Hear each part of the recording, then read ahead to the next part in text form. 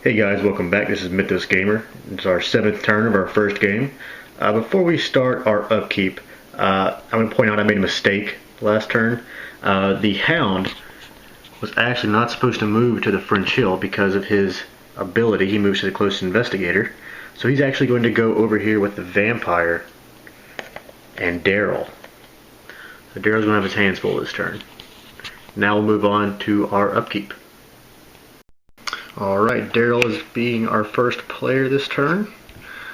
And as far as moving anything during the upkeep, we're going to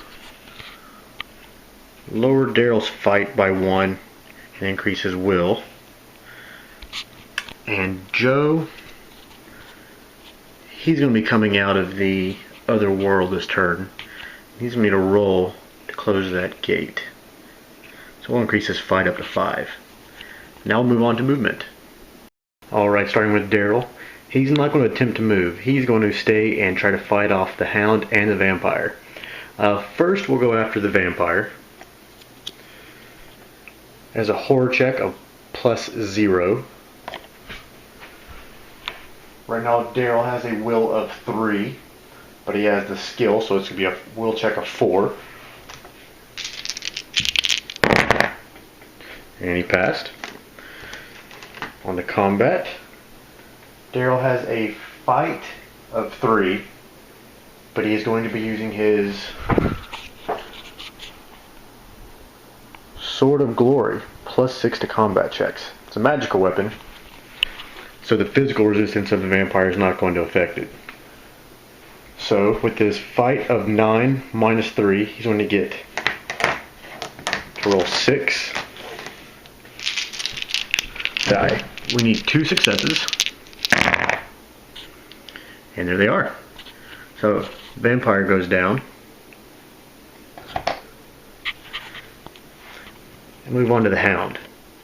The Hound has a whole rating of -2. Alright. That means Daryl's only going to roll 2. And both of them are successes. So he's good. Has a combat rating of -1. Again, using his sword, his fight of 3. It's going to be 9 dice minus the 1. It's going to roll 8. 5, 6, 7, 8.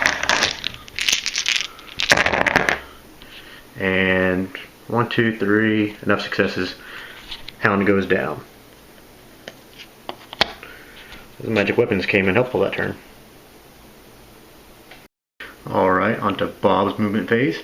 He has a speed of 4, but he also has the speed ability, so +1 is 5 speed. He's going to go 1, 2, 3, 4, 5. I'm going to try to take on this Maniac before the Maniac gets too out of hand. First thing, nothing for the horror check.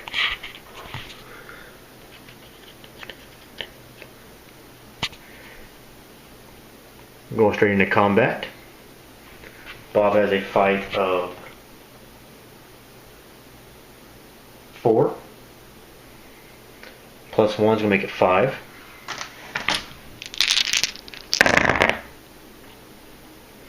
No successes. Alright, what we're going to do is we're going to use Mandy's ability. We haven't had to use it yet this game. Any phase, once per turn, Mandy can activate this ability after any investigator, including herself, makes a skill check. That investigator then re-rolls all the dice rolled for that check that did not result in successes. And there we go, we got a hit. So, Cultist goes down.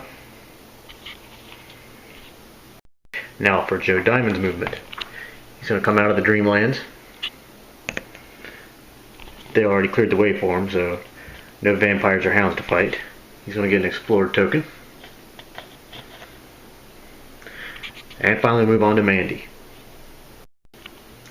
Mandy has a movement of 3. I'd like to get her into this other dimension, but there's a Migo blocking the way. Migos aren't too tough, so I think I'm going to have her go ahead, instead of sneaking by it, try and take it out. So we're going to go 1, 2, and we're going to fight the Migo. Alright, Mandy has a will of 3, -1 from the Migo. So we roll 2 dice. We got a success.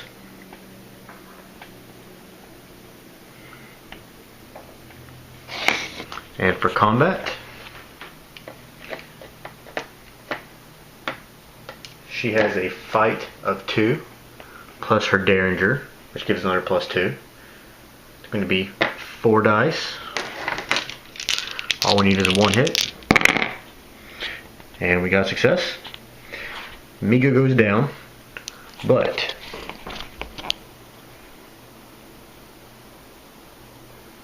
if you pass a combat check against Migo, return to the box and draw 1 unique item. The King in Yellow, a tomb. During the movement, exhaust and spend 2 movement points to make a lore -2 check. If you pass, gain 4 clue tokens, lose 1 sanity, and discard the King in Yellow. If you fail, nothing happens. Awesome. At this point in the game, clue tokens are getting really far and few between, so this may actually help win the game for us. On to the Arkham encounter phase. With Daryl and Joe both at the same location and explore it, Daryl's not going to even attempt to close it. We want Joe to do that. He has enough clue tokens to seal it. So we're going to move on to Bob. Bob is going to get drawn into the abyss. So he'll start out there. Then we're moving on to Mandy. She's in the street, so nothing for her. And on to Joe. Joe is going to make a fight check, 5 die, to see if he can close this gate. We have a success. So the gate is going to be closed.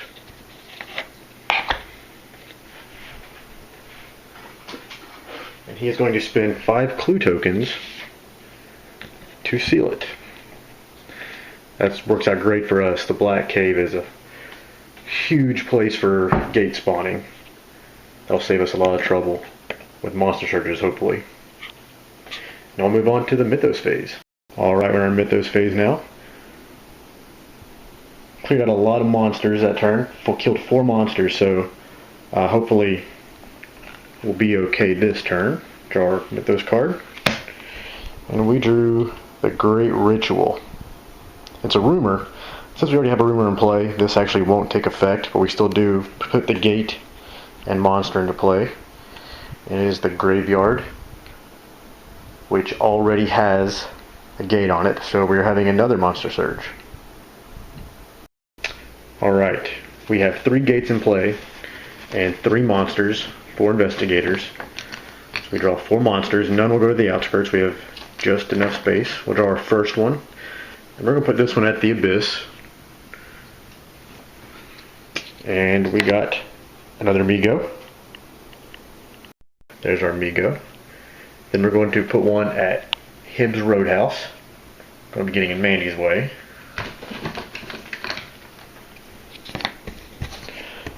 A Ghoul. -3 to sneak.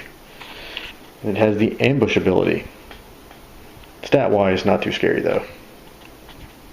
Our next monster is going to the Witch's House. A Star Spawn. -1 to sneak. Pretty scary modifiers of -3 to horror checks, -3 to combat checks, and 3 toughness. Looks like all the scarier monsters coming from the Witch's House. Don't know what she's doing. There's our Star Spawn. And then finally we draw one more. It's going to be also going with the Migo over at the Graveyard.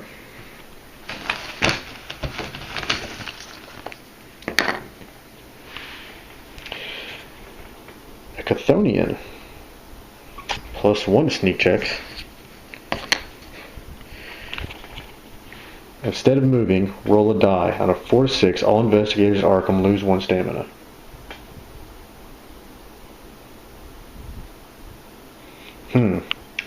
Pretty scary guy. Alright, because it's a rumor card, there is no clue token to place. Straight to monster movement.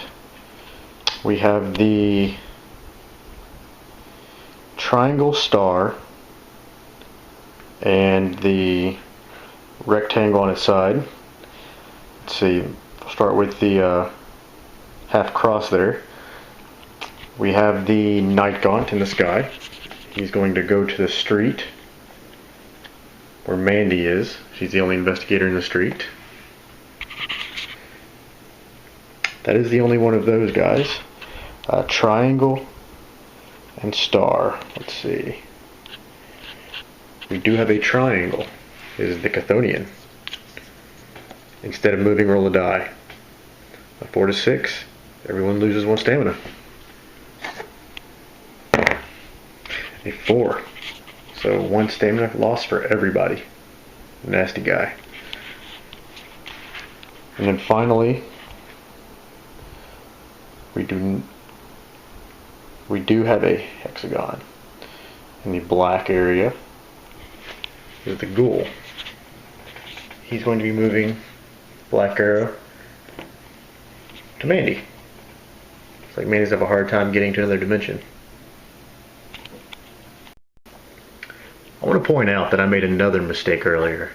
Earlier, there was a Migo that had spawned at the Roadhouse and moved to Easttown, where Mandy killed it. It actually shouldn't have moved to Easttown. It's a flying monster, so it should have gone to the sky. And Mandy would have actually gone past it directly to the another dimension. Because I messed up, what I'm going to do is I'm going to remove the unique item King in Yellow from Mandy, put it back into the pile, shuffle it in. I'm not going to put the Migo into the outskirts. It would affect the limit by 1.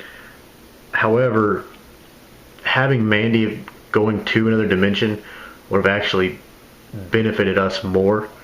So it worked out a little better for the game that we're just going to play it out the way it is and remove the King in Yellow. And finally we have our Disturbing the Dead. We're going to roll 1 die. And we got a 4. So nothing for the terror track this turn.